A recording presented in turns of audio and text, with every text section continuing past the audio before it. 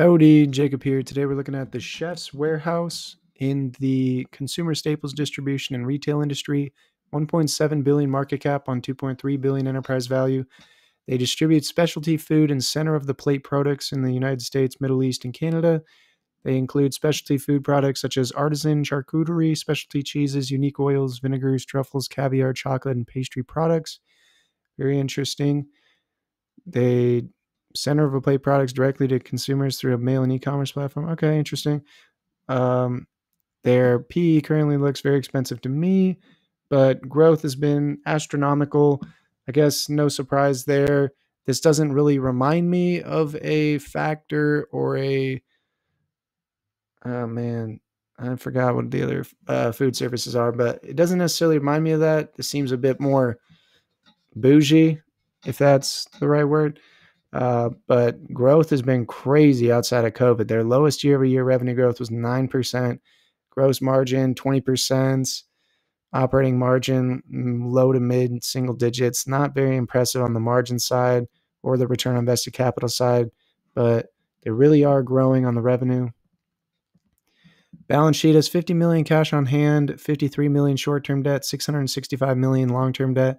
So they do have enough cash essentially to write off short-term debt just outside of it, but not terribly concerned about that. It's the long-term debt at about $660 million, and their free cash flow produces less than 60 million a year. In fact, less than 30 million on a 5-year average basis. And so that's about 20 times their 5-year average basis to pay off that long-term debt. That's going to be something I'm concerned about. That might be enough to turn me off. I would want to see the company not just keep issuing debt to increase their revenue. So to me, I'm going to make very conservative assumptions based on the past numbers because I do not want this company to just keep going into debt, refinancing it. There has to get to a point where you need to pay down that debt or at least manage it. And I don't think that they've been doing that the last 3 years. So for me, with dampened acquisitions, they still can grow quite a bit, it looks like, so maybe 8%. Their enterprise value is quite a bit greater than their market cap, but I mean, they're still growing, so maybe market average. For margins are very low. That might dampen my P and price free cash flow a little bit. Now let's do 1 and 1.2. And then for share changes, 1% would be about 17 million.